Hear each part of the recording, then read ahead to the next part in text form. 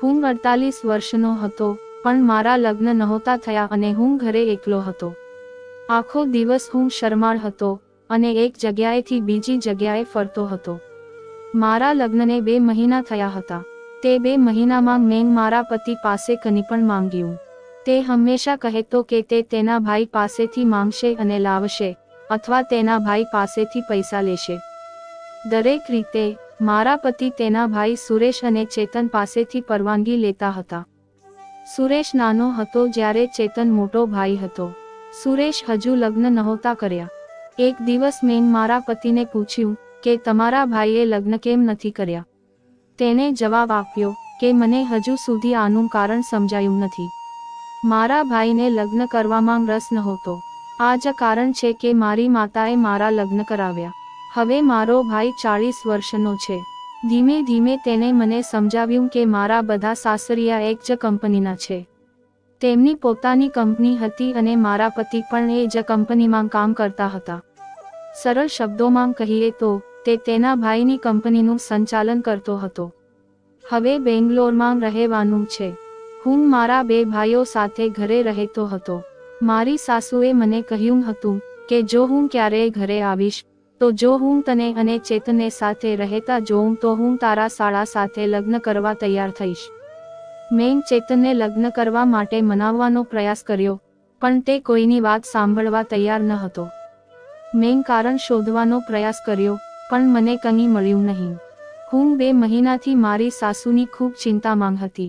મારા સસરા ત્યાં નહોતા, પણ તેમની જગ્યાએ મારા સાળા ઘરની જવાબદારી સંભાળી રહ્યા હતા. મારા સાળા મને કોઈ પણ બાબતમાં રોકતા નહોતા. એક દિવસ મારા સાળાને હળવો તાવ આવ્યો. 4-5 દિવસ સુધી તે ઘરે આ જ કામ કરતો રહ્યો અને ઓફિસ પણ બંધ હતી. પણ ધીમે ધીમે સામાન્ય કાકાને હોસ્પિટલમાં મોકલવામાં આવ્યા. પછી તેને તાત્કાલિક હોસ્પિટલમાં દાખલ કરવો પડ્યો, જે હવે 8 થી 10 દિવસથી તે એડિટ માટે હોસ્પિટલમાં હતો. આ દિવસે મારે હોસ્પિટલમાં ખોરાક લાવવો પડ્યો અને તેનું કારણ એ હતું કે હું ખૂબ થાકી ગયો હતો. 10 દિવસ પછી મારે તેમને હોસ્પિટલમાંથી ઘરે લાવવા પડ્યા. હું હોસ્પિટલમાં જઈને કંટાળી ગયો હતો. મારા ઘરે કામ કરવા માટે નોકરો હતા, પણ ઘરના લોકોને મારું ભોજન વધુ ગમ્યું. નોકરોએ બનાવેલી ચા કોઈને ગમી નહીં. મારી સાસુ પણ મને બધું કામ કરવા માટે દબાણ કરી રહી હતી. એક દિવસ મેં મારી સાસુને કહ્યું, હું ખૂબ થાકી ગયો છું. મારે ચેતન માટે એક અલગ વાનગી બનાવવી પડશે. પછી જેઠજી માટે મારે મરચાં અને મસાલા વગરની વાનગી બનાવવી પડશે. અને તમને એક અલગ વાનગી પણ જોઈએ છે. હવે જેઠ થોડા દિવસ ઘરે આરામ કરશે, તો તું તેનું ધ્યાન રાખજે. પછી સાસુએ કહ્યું, તું આટલો થાકી કેમ છે? પહેલા તો અમારું કુટુંબ સાથે હતું. મેં તમારી ઉંમરે ઘણું કામ કર્યું છે. તમને એ ખબર નથી. હવે બાળક મોટું થઈ ગયું છે, પરિવાર અલગ થઈ ગયો છે. આજની છોકરીઓ મોટા પરિવારમાં કેવી રીતે રહી શકે? હવે તમે વૃદ્ધ થઈ ગયા છો અને તમારી સાસુથી કંટાળી ગયા છો. તમારા ઘરે બધા કામ કરવા માટે નોકરો છે, તો જ તમને થોડી તકલીફ પડશે. તમારે થોડી રોટલી બનાવવી પડશે. એમાં શું સમસ્યા છે? જ્યારે હું લગ્નમાંથી પાછી આવી ત્યારે મેં ક્યારેય મારી સાસુને રસોડામાં કંઈ કરવા દીધું નહીં. એક દિવસ તેણે કહ્યું, હું ખૂબ થાકી ગઈ છું. હું થોડા દિવસ માટે મારી બહેનના ઘરે જવા માંગુ છું. પણ મેં કહ્યું, ઠીક છે, તારી પાસે કોઈ કામ નથી. જ્યાં જવું હોય ત્યાં જાઓ. મારા કડવા શબ્દો સાંભળીને તેણે કહ્યું, આટલું જલ્દી? હું ક્યાંય જઈશ નહીં. હું જઈશ ત્યારે તમને કહીશ. અને પછી હું તમને 15 મિનિટ ભાષણ આપીશ અને પછી હું બધું કામ કરીશ. જેઠની બીમારીને કારણે મારા પતિને તેના ઓફિસના ઘણા કામો સંભાળવા પડતા હતા અને તે તેનો હવાલો સંભાળતો હતો. ત્યાંથી તે મોડી રાત્રે ઘરે આવતો. એક દિવસ જ્યારે હું જેઠ સૂપ આપી રહ્યો હતો ત્યારે મેં જોયું કે તેણીને ખૂબ દુખાવો થઈ રહ્યો હતો. મારો હાથ તેને ઉપાડી શકતો ન હતો. મારા સાળાએ મને સૂપ આપ્યો. મને સૂપ આપ્યા પછી મેં મારા સાડીથી મારા સાળાનું મોં સાફ કર્યું. મોં કાઢતી વખતે હું તેને અલગ રીતે જોવા લાગ્યો. ભાઈ ભાભીની બીમારી આખો દિવસ તેમની સાથે બેઠી રહી, કારણ કે તે હંમેશા કોઈના પ્રેમમાં પડી શકે છે. મેં તેને મારા હાથે ખવડાવવાનું શરૂ કરી દીધું હતું. તેમની તબિયત સારી ન હોવાથી હવે તેમની સારવાર આખા 18મા દિવસથી ચાલી રહી હતી. આ 18મો દિવસ 3 દિવસથી વધુનો હતો અને આ રાત્રે મેં 3 દિવસ સુધી તેની સંભાળ રાખી હતી. આ કાળજીથી હું એટલો પ્રભાવિત થયો કે મેં તેને પૂછ્યું કે તેને શું જોઈએ છે. તમે જે ઈચ્છો તે હું તમને આપીશ.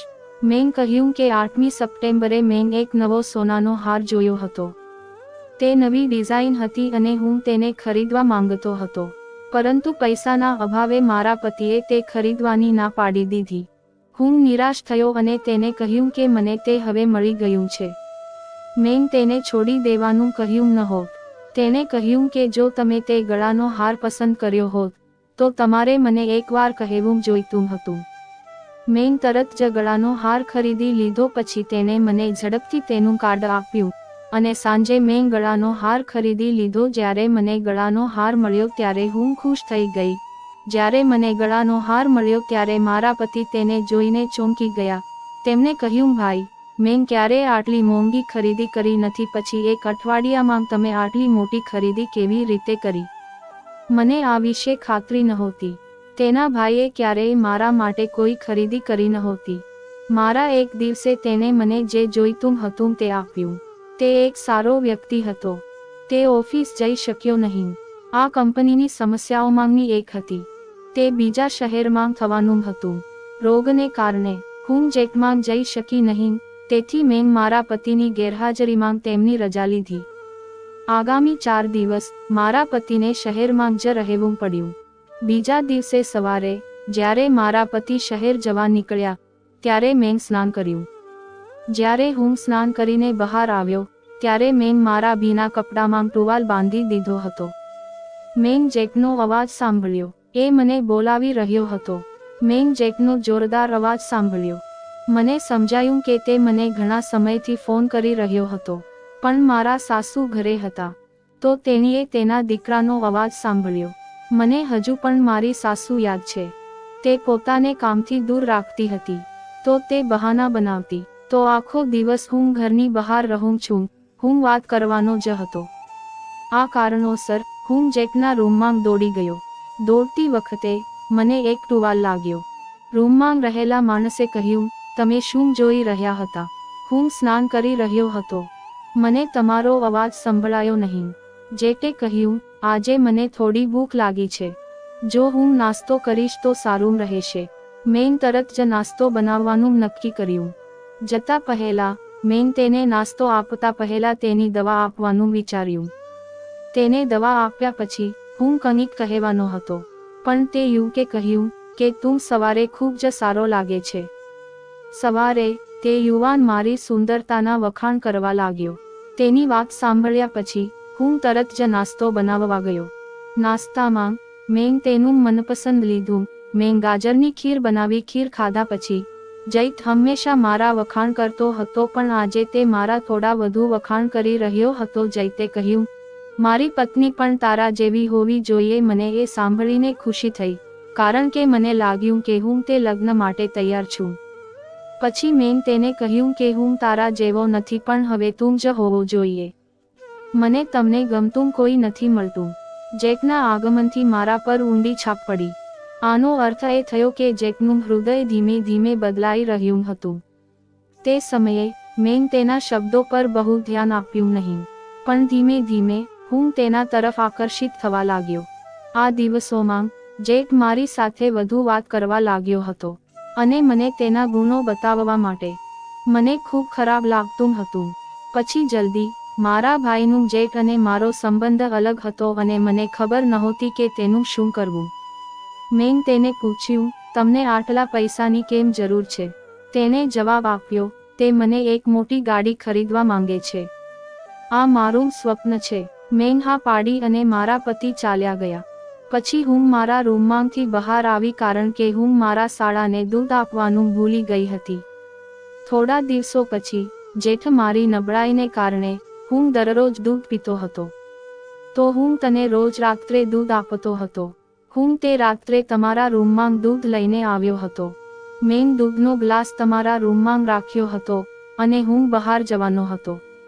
મેં કહ્યું, તમે આટલા વહેલા કેમ જઈ રહ્યા છો? બેસો, મારે તમારી સાથે વાત કરવી છે. હું અમારી નાની નાની વાતો પર ધ્યાન આપી રહ્યો હતો. મેં તમને કહ્યું હતું કે તું આ સાડીમાં ખૂબ જ સારી લાગે છે. છતાં પણ તું ખૂબ જ સુંદર લાગે છે.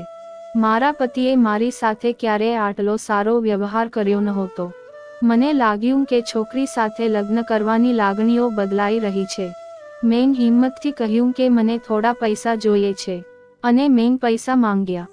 જો મેં મારા પતિના નામે પૈસા માંગ્યા હોત તો તેમને પણ તે માંગ્યા હોત, અને તે મને ક્યારેય પૈસા ન આપત. પણ મેં મારા નામે પૈસા માંગ્યા.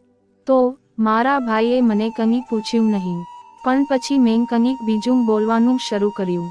પછી તેને કહ્યું, જ્યારે તું તારા પતિ સાથે હોય છે ત્યારે મને તારા જેવી સુંદર પત્ની સાથે રહેવાની ઈર્ષ્યા થાય છે. મને લાગે છે કે તું મારી સાથે કેમ નથી. પછી તેને મને જવાનું કહ્યું. પણ અચાનક શું થયું તેને મને સમજાવ્યું નહીં. તે રાત પછી તેણે 3 દિવસ સુધી મારી સાથે વાત પણ ન કરી. તેણે શાંતિથી મને ચેક આપ્યો. મેં તે ચેક મારા પતિને આપ્યો. મારા પતિએ કહ્યું, તું આટલો દયાળુ કેમ છે? શરૂઆતમાં હું સમજી શક્યો નહીં. તે રડી રહ્યો હતો પણ પૈસા ગણી રહ્યો હતો, અને તેણે તમને 1 અઠવાડિયામાં આટલી મોટી રકમ કેવી રીતે આપી? મારા પતિ, હું આ સમજી શક્યો નહીં. મેં 2 વાર વિચાર્યું નહીં અને તેના શબ્દો સાંભળ્યા. પછી 4 દિવસ પછી મારી સાસુએ તેની બહેનના ઘરે જવાની તૈયારી શરૂ કરી. પછી મારી સાસુએ મને 2 કિલો મીઠાઈ અને ઘણી બધી મીઠાઈઓ ખરીદી આપી હતી. મને સમજાયું નહીં કે તે તેની બહેનના ઘરે જઈ રહી છે કે પિકનિક પર. મેં મારી સાસુ માટે બધું જ તૈયાર કર્યું, અને હું આ તૈયારીમાં એટલો વ્યસ્ત હતો કે હું ચા પણ પી શક્યો નહીં. મેં હમણાં જ મારો ચહેરો ધોયો, રૂમમાંથી બહાર આવી અને મારી સાસુની આંખ ખરીદી. મેં તે 8 વાગ્યા સુધી કર્યું હતું. પછી હું જવાની તૈયારી કરવા લાગ્યો. તે દિવસે 10 વાગ્યા હતા, અને મારા નહાવાનો સમય થઈ ગયો. થોડા સમય પછી મારી સાસુ તેની બહેનના ઘરે નહાવા ગઈ, અને મારા પતિ પણ ઓફિસ જવા નીકળી ગયા. તે જ સમયે મારા સાળા પણ ઓફિસ જવા નીકળી ગયા. હવે હું ઘરે એકલો હતો. બધું કામ નોકરાણી કરતી હતી. બધા ગયા પછી મેં આરામ કર્યો અને સ્નાન કર્યું. સ્નાન કર્યા પછી હું મારા રૂમમાં સાડી પહેરીને બેઠો હતો. હું હમણાં જ જાગી ગયો કે અચાનક રૂમનો દરવાજો ખુલ્યો અને સામેથી ઠંડીનો અવાજ આવ્યો. મેં તેને જોયો. પછી હું સંપૂર્ણપણે ભાન ગુમાવી બેઠો, કારણ કે હું મારો ચહેરો પણ બરાબર ઢાંકી શકતો નહોતો. મેં ઝડપથી ઊભા થવાનો પ્રયાસ કર્યો અને મારી તરફ આવતા વ્યક્તિને કહ્યું કે હું તમારી સાથે વાત કરવા માંગુ છું. હવે ઘરે કોઈ નથી. આમાંથી હું પાછો આવ્યો. ઘરે કોઈ નહોતું. તે સમયે તમારે મને કંઈક રહસ્ય કહેવું હતું. આ વિચાર મારા મનમાં આવ્યો. હું વિચારી રહ્યો હતો કે તે સમયે જેક મારી માફી માંગવા લાગ્યો. જેકની માફી મારા માટે ખૂબ જ વિચિત્ર હતી. મારા મનમાં ઘણા પ્રશ્નો હતા. મારે જેકને એવું શું કહેવું જોઈતું હતું જેના કારણે તે આટલો શંકાસ્પદ બન્યો. જ્યારે જેક મારી માફી માંગવા લાગ્યો, મને નવાઈ લાગી અને પૂછ્યું, તમે મારી પાસેથી શું માફી માંગો છો? મેં કહ્યું તેમ, 3 દિવસ પહેલા જ્યારે તમે મને રાત્રે હળદરવાળું દૂધ આપવા આવ્યા હતા ત્યારે મેં તમારી સાથે યોગ્ય વર્તન કર્યું ન હતું, અને મેં તને રૂમ છોડી જવાનું કહ્યું હતું. તે દિવસે મને મારા કાર્યો માટે ખૂબ જ ખરાબ લાગ્યું. એટલા માટે હું તમારી પાસેથી માફી માંગવા આવ્યો છું. મેં કહ્યું, કોઈ વાંધો નહીં. તે માટે મને તારા પર બિલકુલ ગુસ્સો નથી આવ્યો. તમે તમારા પોતાના છો. આ શબ્દ સાંભળીને મને ખૂબ આનંદ થયો. પછી મેં તેની માફી માંગી અને ચાલ્યો ગયો. આ રાત્રે મારા સાસુ ઘરે નહોતા, અને થોડા સમય પછી મારા પતિ બગીચામાં ગયા.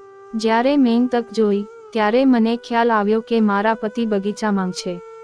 પછી હું ધીમે ધીમે તેની બાજુમાં ઊભો થયો અને બહાર ગયો. હું મારા ભાઈના રૂમમાં ગયો. હું સૂઈ જવાનો જ હતો.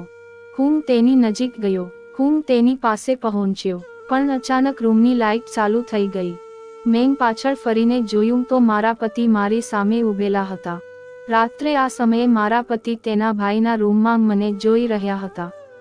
તેમણે આ શબ્દનો ખોટો અર્થ કાપી નાખ્યો હતો અને તે ગુસ્સામાં કહેવા લાગ્યો કે તું મારા ભાઈના રૂમમાં શું કરી રહ્યો છે?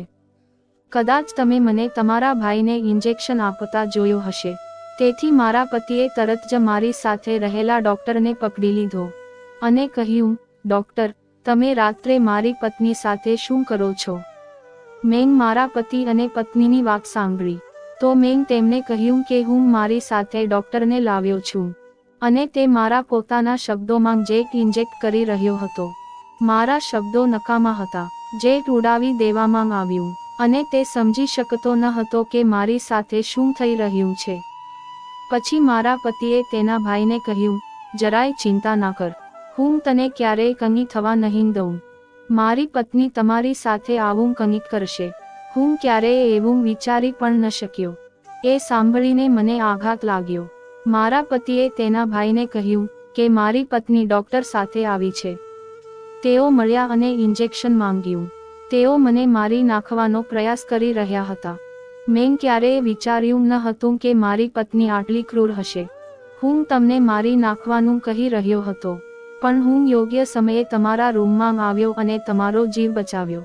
મેં મારા પતિની વાત સાંભળી અને તેમને શાંત રહેવા કહ્યું કે તમને તમારી પત્ની પર વિશ્વાસ નથી, પણ મને તેના પર ખૂબ વિશ્વાસ છે.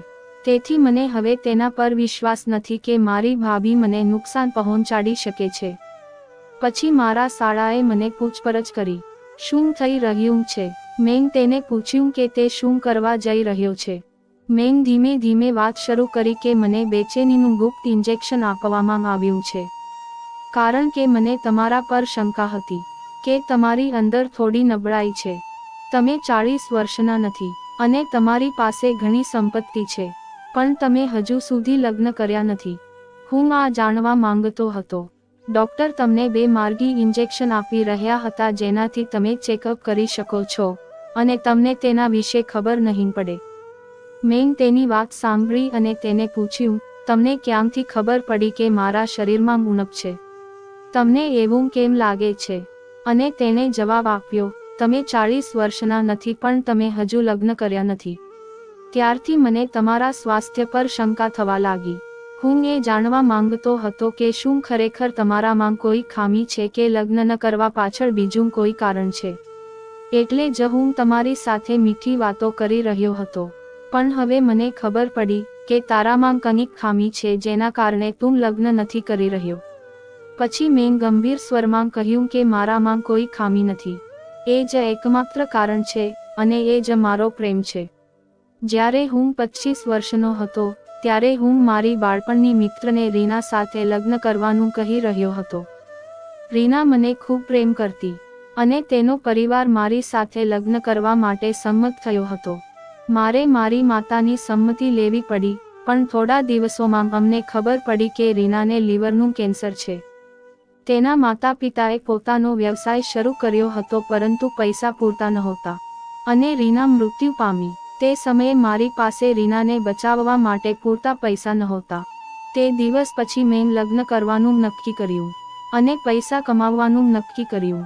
મમ્મી મને હંમેશા લગ્ન કરવાનું કહેતી પણ રીના, હું બીજા કોઈ સાથે લગ્ન કરી શકતી નહોતી કારણ કે મારા દિલમાં ફક્ત એ જ વાત હતી, જ્યારે પણ હું તને અને મારા ભાઈને સાથે જોઉં છું ત્યારે મને તારી સાથે લગ્ન કરવાનું મન થાય છે, પણ જ્યારે પણ હું તારી સાથે વાત કરું છું ત્યારે મને રીના યાદ આવે છે. હું મારા દિલને સમજાવવાનો પ્રયાસ કરું છું કે ગમે તેટલી કોશિશ કરું તો પણ હું રીના સિવાય બીજા કોઈ સાથે લગ્ન કરી શકતી નથી.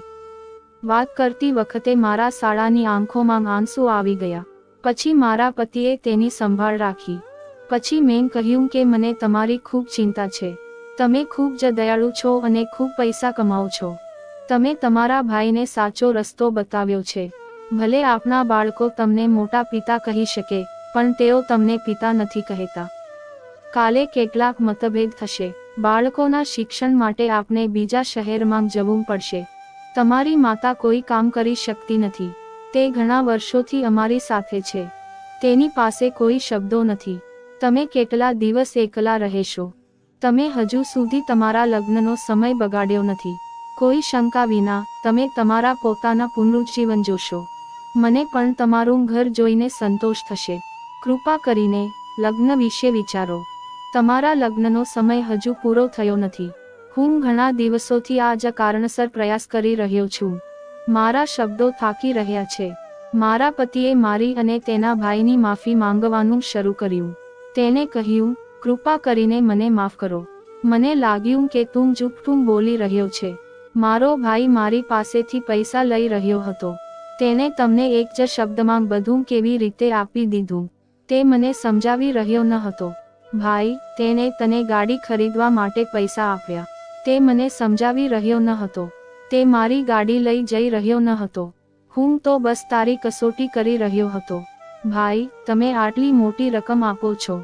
જ્યારે મારા ભાઈએ તમારા હાથ પર ચેક મૂક્યો ત્યારે તેણે સમજાવ્યું કે તમારા બંને વચ્ચે કોઈ બનાવટી સંબંધ નથી. તેને કહ્યું, તમારા બંને પર શંકા કરવા બદલ મને માફ કરજો. કારણ કે આપણે પરિણિત છીએ. આ પરિસ્થિતિ છે. હું મારા પતિને માફ કરું છું. બીજા દિવસે હું મારા ભાઈના લગ્ન માટે 10 પ્રસ્તાવો લઈને આવ્યો. મેં તેમાંથી ફક્ત એક જ છોકરી પસંદ કરી. પણ મેં તેને એક શરત મૂકી કે તે આ છોકરીને 1 મહિના સુધી ઓળખશે અને પછી લગ્ન કરવાનું નક્કી કરશે. મેં તેની શરતો સ્વીકારી. 1 મહિના પછી હું તેની સાથે લગ્ન કરવા સંમત થયો. તેમના પરિવારની સ્થિતિ જોઈને મારા સાસુ ખૂબ ખુશ થયા. આખરે ઘણા